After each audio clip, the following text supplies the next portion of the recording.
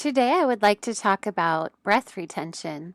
Breath retention is part of a regular yoga practice, but it can also be used in everyday life to help deal with stress and tension and anxiety. This is how to practice breath retention. The pattern is simple. Inhale, hold, exhale, hold, and repeat. So start by sitting in a comfortable position. Exhale everything out through your mouth.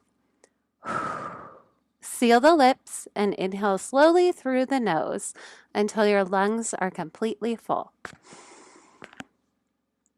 Hold at the top for a count of 5, keeping the lips sealed. 5, 4, 3, 2, 1. Exhale through the nose for 5, taking all 5 counts to release the breath. Thinking of air slowly being released from a balloon, that's the controlled pace of the release.